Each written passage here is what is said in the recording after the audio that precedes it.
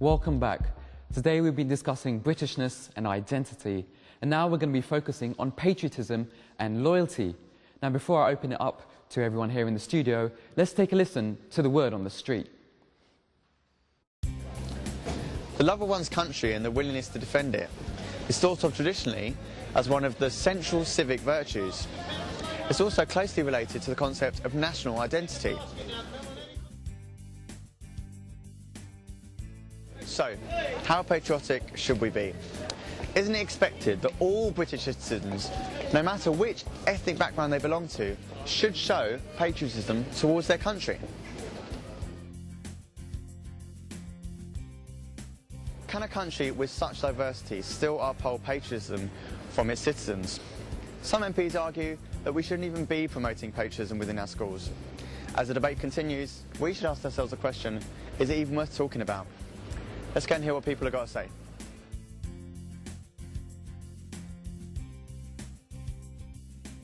Do you feel patriotic towards Britain? Oh dear.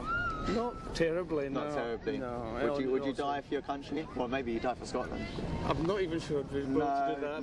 No. But I don't feel so patriotically strong. Yeah. I mean, if there was in any way I could help, I would definitely do so. I mean, I feel like this is home. So, yeah.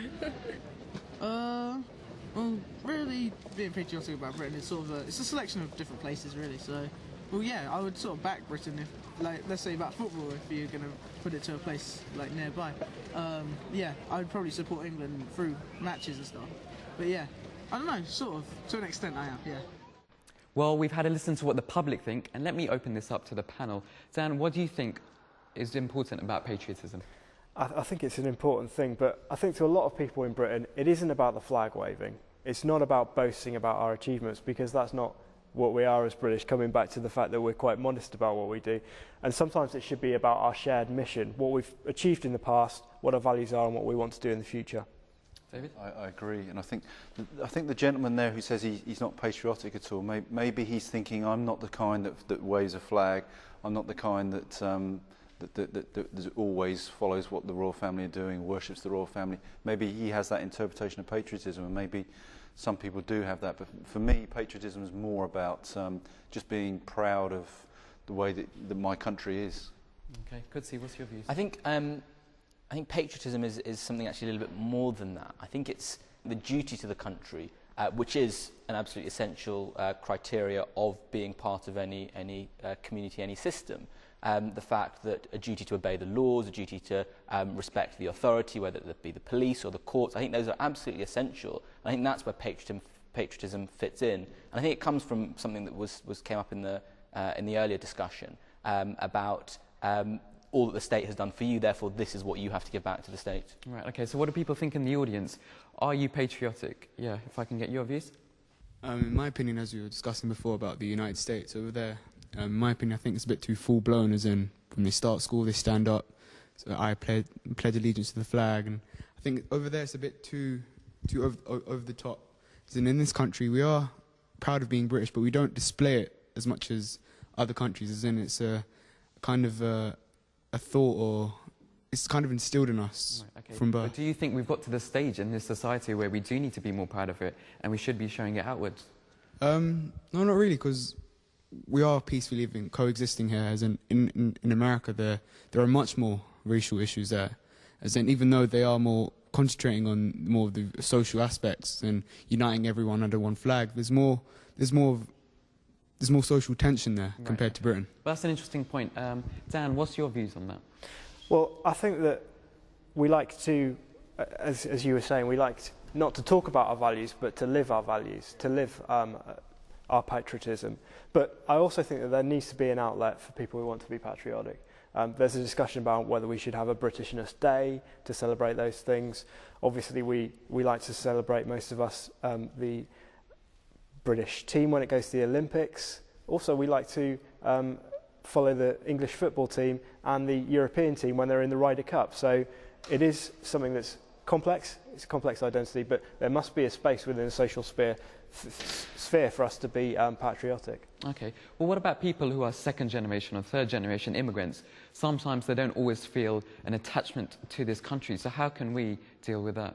Well, I think it comes back to making sure that people are always, there's lots of mixing, there's lots of contact between different cultures and different identities. And I think people then who do feel they're not part of things can become more part of things. And I think that's... So then, is it the role of government? Is it the role of government then to actually foster this patriotism?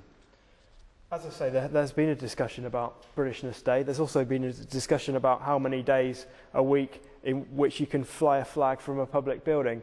That has started a discussion. I think it's in its early days. I don't think it's the type of discussion that we want to have today, which shows that they're perhaps on the wrong thread in some of these things. Those are the things that people have brought up from the country. If one thing comes from this discussion, I hope it's that we start to think, well, what type of patriotism would we like to see, and what role would central government have in that? Okay. I think there are dangers. Sorry, I was just going to say, I think there are dangers from patriotism becoming nationalism. Yeah. And there are dangers in history of patriotism sort of developing into something that's more sinister and can be and can actually engender reactions from other countries who suddenly think, oh, what's happening there? They're very assertive. Is there a danger for us? And I think the history tells us you need to be careful. Okay, let me just bring that back to the audience. Anybody else has got views on their patriotism? Yeah. Right. This is a topic I feel very strong about. I was born and raised in this country.